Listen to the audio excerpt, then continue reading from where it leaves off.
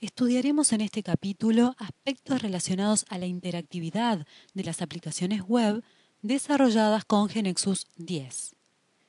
El objetivo de la versión en ese sentido es aumentar la interactividad con el usuario, logrando aplicaciones finales con interfaces más amigables y ricas. La manera de lograrlo es reduciendo viajes al servidor utilizando el mecanismo provisto por Ajax, esto es, ejecutando en el cliente código JavaScript. En la versión 9.0 de GeneXus teníamos validación a nivel del cliente en las transacciones web para el disparo de reglas y fórmulas. Así, a medida que el usuario final iba ingresando información en los distintos campos de una transacción, las reglas y fórmulas asociadas se iban disparando interactivamente. Esto se lograba generando código JavaScript para ese conjunto de reglas y fórmulas que se enviaba al browser junto con la transacción y era ejecutado por el motor de Ajax del browser. De este modo, el browser ganaba en inteligencia contra lo que sucedía en aplicaciones previas a la 9.0 de GeneXus. En aquellas aplicaciones, hasta que el usuario no terminaba de llenar toda la información de la transacción y presionaba el botón Confirm, no obtenía ninguna respuesta de la aplicación. En aquellos casos, al presionar el botón, se enviaba toda la información ingresada por el usuario al web server, donde se ejecutaban todas las reglas y fórmulas, controles de integridad referencial y grabaciones de los datos, devolviendo luego el HTML completo con el Cascade Style Sheet correspondiente para que se desplegara en el browser. En cambio, a partir de la versión 9.0 de GeneXus, las aplicaciones envían parte del código que antes estaba exclusivamente en el servidor, también al cliente en forma de código JavaScript. Supongamos que una de las reglas de nuestra transacción es la regla message, que queremos que se dispare en función del valor que asume determinado atributo de la transacción. A partir de la versión 9.0, esa regla puede estar codificada como JavaScript y enviada al propio browser, de manera tal que cuando el cliente asigna ese valor particular al atributo correspondiente, mediante una invocación JavaScript, esa regla pueda resolverse por el motor de Ajax en el propio browser y armar el HTML de manera tal que se muestre ese mensaje sobre el campo que lo produjo. De esta manera, no hay ninguna invocación al servidor. En otro caso, por ejemplo, si la transacción tiene una clave foránea, entonces el motor de Ajax envía el HTTP request al servidor que valida la información haciendo el control de integridad referencial contra la tabla correspondiente y devuelve, en caso de éxito, en un XML la información inferida requerida por la transacción. El motor de Ajax del browser recibe esa información, ese XML, y rearma el HTML correspondiente con ese pedacito de información que es el que varió y lo muestra al usuario final. De esta manera la información que viaja es mínima. Es decir, en versiones anteriores a la 9.0, el tipo de diálogo que existía en aplicaciones web era a pantalla completa. El usuario del lado del cliente ingresaba los datos, no obtenía ninguna respuesta hasta que los confirmaba. Al hacer esto, viajaba toda la información del formulario al servidor y allí se realizaban las validaciones, controles de integridad referencial, inferencias, disparos de reglas, fórmulas y las grabaciones de los registros correspondientes. En cambio, a partir de la versión 9.0 de GeneXus, el diálogo es con validación a nivel del cliente. Esto es, en el servidor se van a seguir ejecutando exactamente las mismas reglas y fórmulas, controles de integridad referencial, inferencias y grabaciones que antes, pero se agrega cierta interactividad con el usuario a través de validaciones, controles de integridad referencial, inferencias, disparo de algunas reglas y fórmulas, también del lado del cliente. Estas reglas y fórmulas codificadas como código JavaScript era el único código que se ejecutaba del lado del cliente en las transacciones web 9.0. Los eventos de las transacciones, así como la inferencia de modo, no se realizaba del lado del cliente. Por otro lado, si pensamos en los web panels, web components, El único código que se ejecutaba del lado del cliente era aquel asociado a campos con suggest o a controles dynamic combo boxes. El resto de los casos, es decir, eventos de usuario y del sistema, se ejecutaban todos del lado del servidor.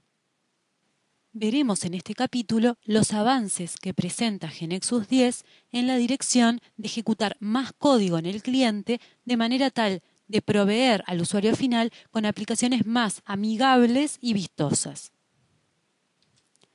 En GNexus 10 se agrega a las transacciones la inferencia automática de modo. De esta manera ya no veremos más en ejecución al lado del campo identificador de la misma al botón GET. Ahora, cuando el usuario ingrese un valor en el campo correspondiente al identificador y lo abandone, se realizará un llamado al servidor web que buscará la información correspondiente en las tablas asociadas y la devolverá, cargándose entonces en el cliente el cabezal y las líneas, y quedando la transacción en modo update. En caso de no encontrar un registro con el valor correspondiente, el formulario quedará vacío, estando por tanto en modo insert. Vayamos a GNexus y veámoslo en ejecución. Nos encontramos dentro de la KB Travel Agency para una agencia de viajes. Aquí tenemos la transacción Flight Instance que representa la información de una instancia real de un vuelo dado. Así tenemos Flight Number como clave foránea a la tabla asociada a esta transacción. Aquí lo que se representa es la información común a un vuelo dado, es decir, el país de partida y su ciudad, el país de llegada y su ciudad, la aerolínea que realiza estos vuelos, etc. Luego, Flight Instance tiene información específica de esa instancia del vuelo, por ejemplo, la fecha de partida y la hora, y la lista de pasajeros. Así, Passenger ID será una clave foránea a la tabla asociada a esta transacción Passenger. Vamos a verlo en ejecución. F5.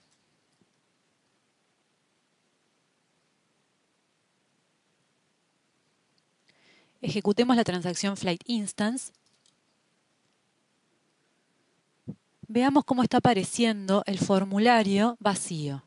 Es decir, estamos en modo Insert, no está apareciendo botón Get, como mencionábamos. Por tanto, si yo escribo en el campo identificador un valor que sé que existe, como el 4, y salgo, abandono el campo con tabulador, vemos cómo se está infiriendo toda la información asociada a el registro 4 de la tabla Flight Instance. Aquí yo puedo actualizar esta información dado que el modo de la transacción está en update. Podría, por ejemplo, agregar un pasajero a la lista. Veamos cómo el prompt está apareciendo como una ventana emergente modal, es decir, hasta que yo no seleccione un pasajero o cancele, no volveré a la transacción. Vamos a elegir el pasajero 2 a 111 y vamos a confirmar. Veamos cómo los datos han sido exitosamente actualizados. Ahora vamos a seguir agregando información, pasajeros, en la lista para ver lo que sucede cuando llegamos a la última línea vacía. Pasajero 4 a 115, 5 a 116, 6 a 120, 7 a 121 y al abandonar este último campo con tabulador, vemos cómo está apareciendo una nueva línea vacía. Lo mismo lo podría haber obtenido haciendo clic sobre New Row, como vemos. Podemos confirmar y los datos han sido exitosamente actualizados. Resumiendo, los prompts se visualizan como ventanas emergentes modales. La opción New Row o cuando se sale del último campo de la última fila agrega una línea vacía al grid. Si el método addLines es utilizado, la opción New Row desaparece. Por ejemplo, si tuviéramos un botón asociado a un evento de usuario addLines, como el que aparece aquí, en el que se está programando el método addLines del grid. Por último, vimos la eliminación de líneas, que se conseguía haciendo botón derecho en cualquier lugar sobre la fila borrar y luego clic sobre el textbox Delete Row que aparecía. Para introducir lo nuevo en lo que hace a Web Panels, recordemos cómo funcionaban en la versión 9.0. En esta, con dos salvedades, seguían el esquema clásico de trabajo en Internet, es decir, aquel que vimos al principio donde no intervenía Ajax. El servidor no sabía lo que se estaba haciendo en el browser hasta que se sometía a la página, es decir, hasta que se disparaba un evento, enter de usuario, clic. La excepción en los webpanels 9.0 la presentan los campos con suggest y los dynamic combo boxes relacionados. Es decir, si se tenía una variable con la propiedad suggest habilitada, a medida que el usuario iba digitando en el campo, se hacían llamadas con Ajax para ir mostrando los datos que macheaban con lo digitado. Lo mismo sucedía cuando se tenían combos dinámicos relacionados. Al elegir un valor en el primero, el segundo se volvía a cargar con los valores asociados. Estos dos eran los únicos casos que seguían este esquema. De aquí, para todo lo demás, los web panels siguen el esquema clásico. Por tanto, todos los eventos detectados por el browser se ejecutaban por el servidor web. No había ejecución prácticamente de código en el cliente. El hecho de que una vez terminada la ejecución en el servidor, el objeto web no quedara en memoria traía como consecuencia una modificación en la forma en que programábamos este tipo de aplicaciones frente a lo acostumbrado en ambientes no web. Por esa razón se volvía importante destacar el orden en que se disparaban los eventos y el momento en que las variables adquirían el valor ingresado por el usuario. El orden de ejecución de los eventos en web panels es diferente si se trata de la primera llamada al objeto, es decir, si se está haciendo un get, o si se disparó algún evento de usuario, enter o click, es decir, si se está haciendo un post. Recordemos este orden de disparo. Cuando el webpanel se abre la primera ejecución del mismo, se ejecutaban el evento start, luego el refresh genérico y luego un refresh y load por cada grid presente en el webpanel. ¿Qué sucedía en el post? Es decir, en el resto de las ejecuciones del webpanel. Primero se ejecutaba el start en el servidor, luego se hacía una lectura de las variables en pantallas enviadas del browser al server, luego se ejecutaba el código del evento que produjo el post, podía ser el enter o uno de usuario, click, y luego el refresh genérico y refresh y load por cada grid presente en el webpanel. Así, por ejemplo, si teníamos variables que estábamos utilizando para filtrar los datos de un grid, como es el ejemplo que estamos viendo, entonces al asociar el botón Search a algún evento, por ejemplo Enter o de usuario, sin codificar absolutamente nada en el evento, lográbamos que se ejecutara el Start, se leyera la variable de pantalla cargada por el usuario, luego se ejecutara el código asociado al evento, en este caso ninguno, no era necesario, y luego refresh y load del grid. Este grid tiene que tener las conditions involucrada la variable y por tanto cuando se haga el refresh y el load se van a cargar los datos que cumplan con la condición.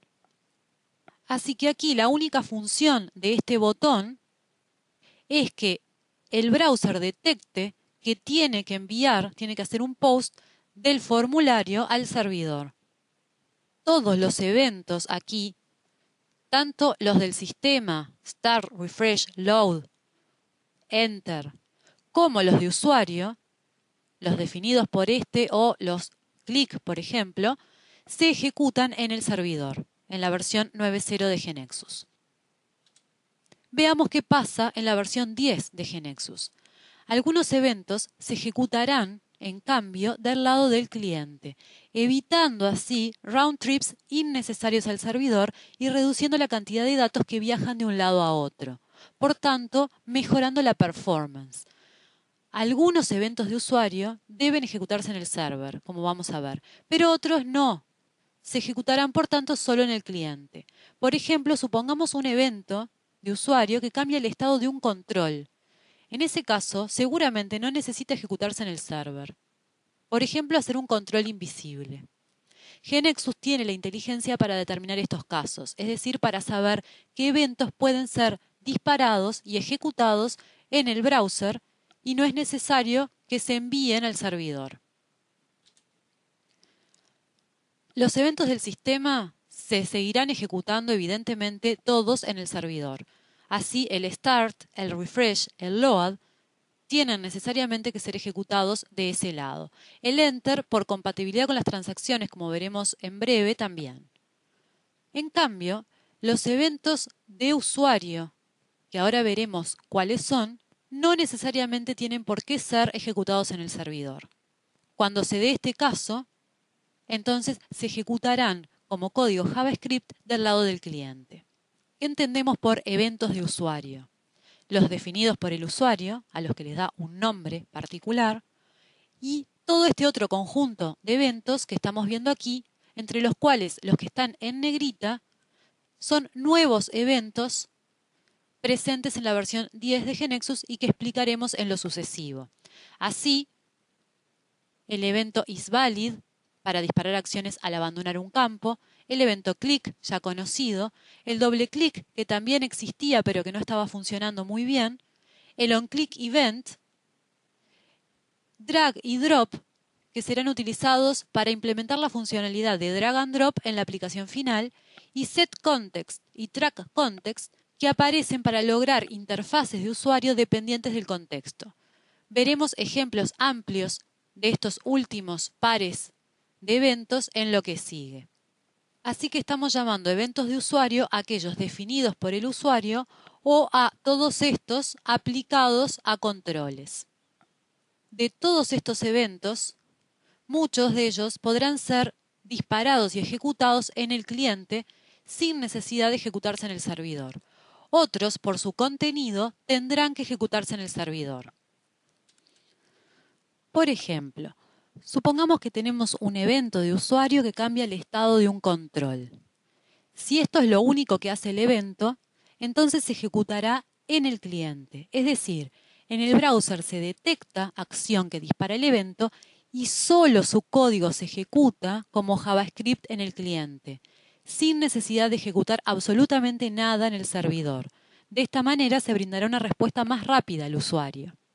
Si en cambio el evento tuviera en su código una parte que requiere ir al servidor, entonces todo el código entero se ejecutará en el servidor en combinación con los eventos del sistema start, refresh y load, siguiendo exactamente el mismo esquema que en la versión 9.0. Lo interesante es que los desarrolladores no debemos preocuparnos acerca de si un evento se ejecutará en el cliente o en el servidor. Esto lo determinará GNexus y en caso de poder ejecutarlo en el cliente lo hará y para nosotros programadores será transparente. Internamente GNexus determina las entradas y salidas de cada evento. Si en sus entradas se requiere de acciones ejecutadas en el server, entonces el evento se ejecutará en el server. Por ejemplo, si entre las entradas de un evento de usuario X se encuentra alguna de las salidas del evento start del servidor, entonces el evento de usuario se ejecutará en el servidor. Veamos otro ejemplo. ¿Dónde se ejecutará evento de usuario que solo asigna valor a una variable? La respuesta no es clara, la respuesta es depende. Si esa variable es consultada por algún evento del sistema, entonces el evento será ejecutado en el servidor. En caso contrario, será ejecutado en el cliente. Veamos un ejemplo. Tenemos un web panel con dos grids. El primero de ellos carga información de los productos y el segundo de las compañías que proveen de esos productos. Es decir, los dos grids están relacionados. La idea será que en el primer grid se cargará una imagen que cuando se cliquee haga que en el segundo grid se carguen las compañías que proveen ese producto. Por tanto, programaremos el evento click asociado al control image, en el que asociaremos a una variable product ID el valor del atributo product ID perteneciente a la línea elegida. Esa variable la utilizaremos en el evento load del segundo grid para poder filtrar las compañías por este producto. Es decir, como especificamos el segundo grid sin tabla base, estamos programando la carga dentro del evento load con el for each y vemos que estamos utilizando entonces el valor asignado en este evento a la variable product ID. Como el load es un evento del sistema, esto hace automáticamente que este evento no sea un evento ejecutable en el cliente, sino que tenga que ejecutarse en el servidor.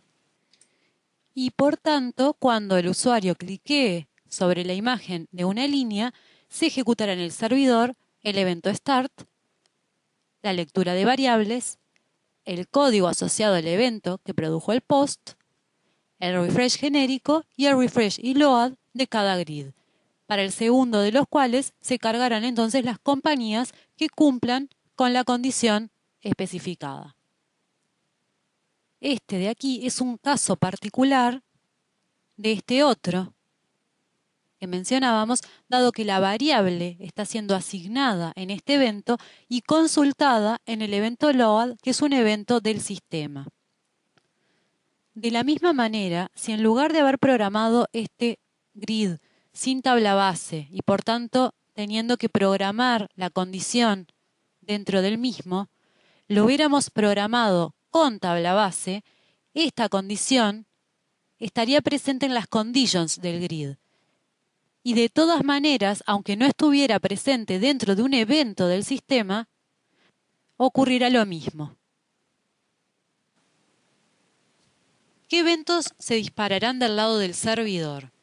Los del sistema, Start, Refresh, Load y Enter, más los de usuario que cumplan que incluyan un call, comando link o create de web component o pop-up de cualquier web object, web transaction, web panel, HTTP procedure.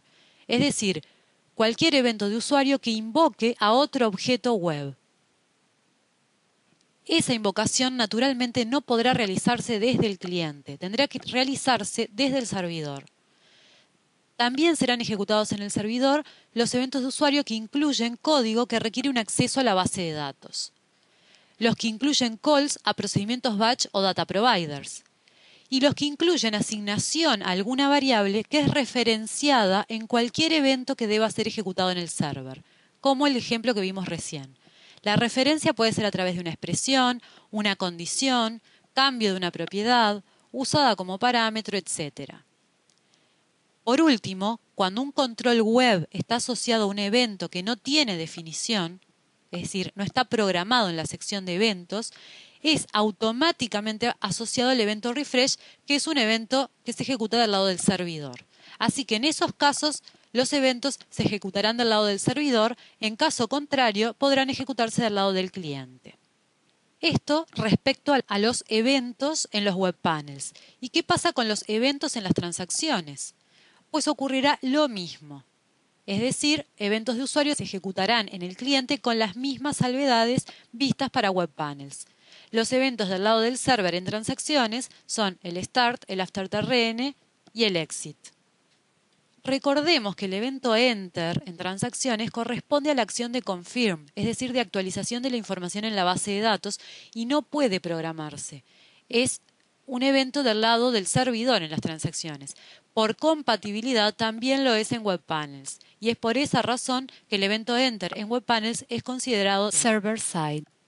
Pasemos a estudiar ahora los nuevos eventos de usuario incorporados en la versión 10.